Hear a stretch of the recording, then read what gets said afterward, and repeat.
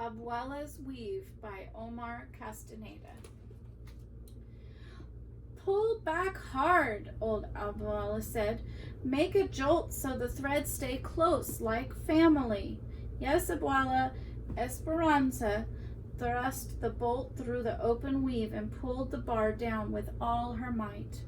Next to her, Esperanza's grandmother, her abuela, also kneeled in front of the back strap loom. Both looms were tied to the same tree in the middle of the family compound. Esperanza's mother fed the chickens and pigs behind the main thatch hut, while her father was off with her brothers in the field of corn, beans, and coffee. You're learning, Abuela said. Esperanza looked at her grandmother out of the corner of her eye.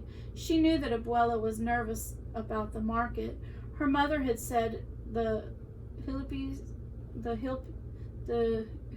and the hoop piles and tapestries Abuela made could pull the wonder right out of people, but these days more and more goods were made by machines. Esperanza worried that people would tease Abuela for her birthmark, as some kids had done once. They had started a rumor that she was a witch, and now many people were frightened to buy things from her. Daydreaming again? Abuela said. Yes, Abuela. Well, the old woman said gruffly. Get busy because there are too few days left.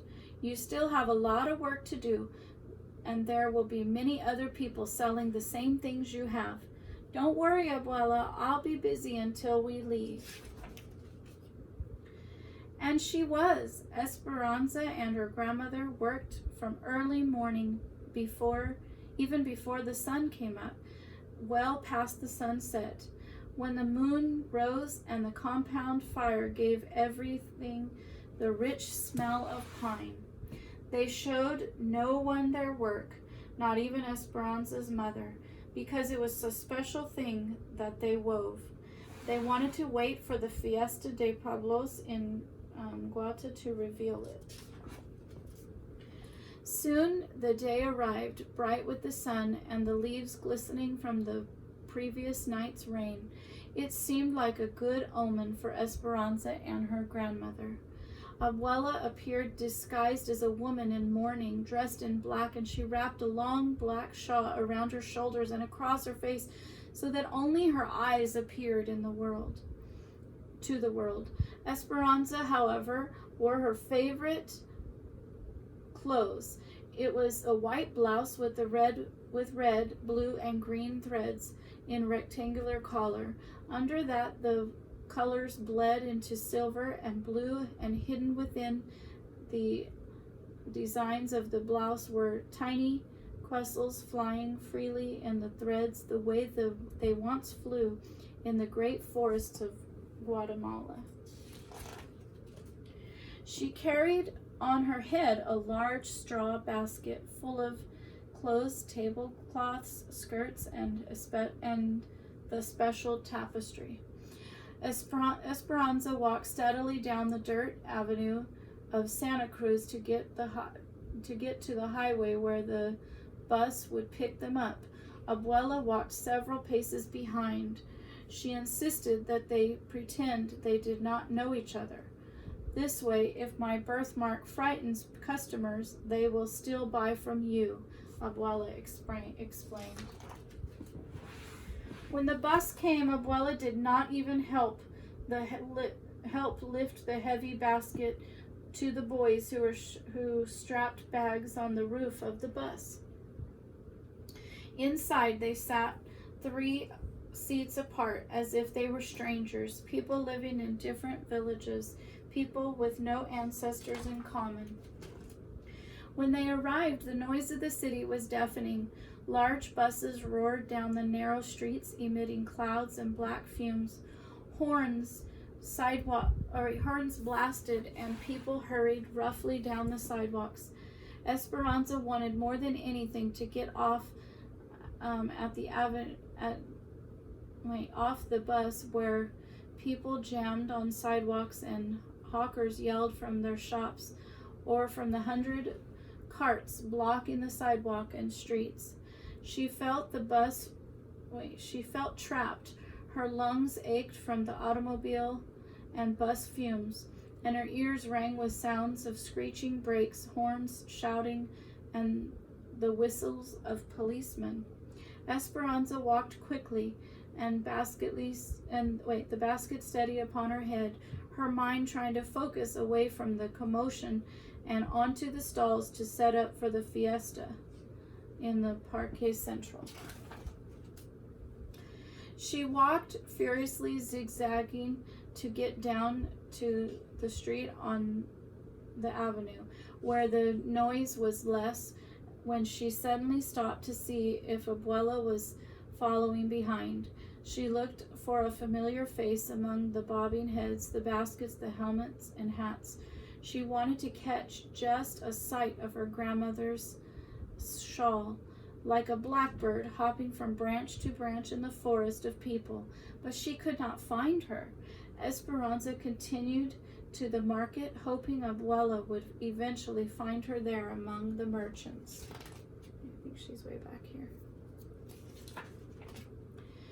The stalls were already filled when Esperanza arrived. Old men and women nearby shooed her away and ignored her when she asked for help.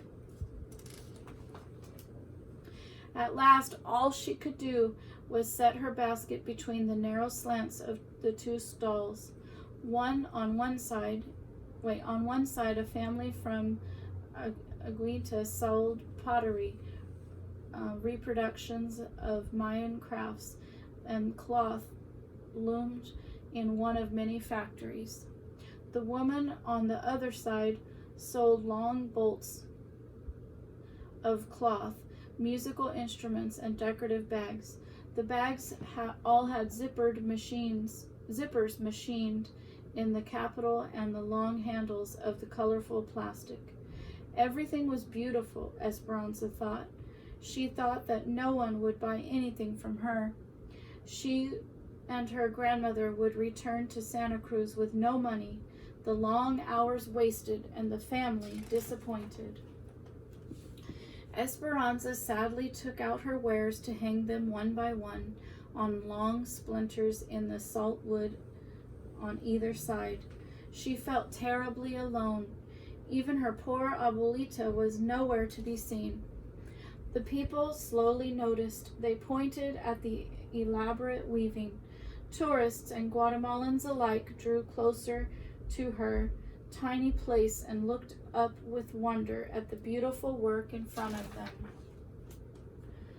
The larger tapestry blossomed with images of Guatemala. Esperanza and Abuela worked in the intricate symbols of the country's history.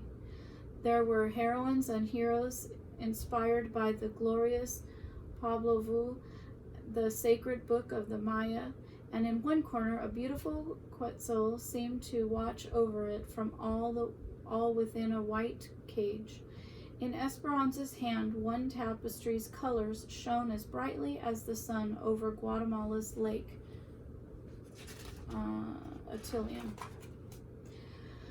People turned from the commercial stalls to stand before Esperanza's complex weaving.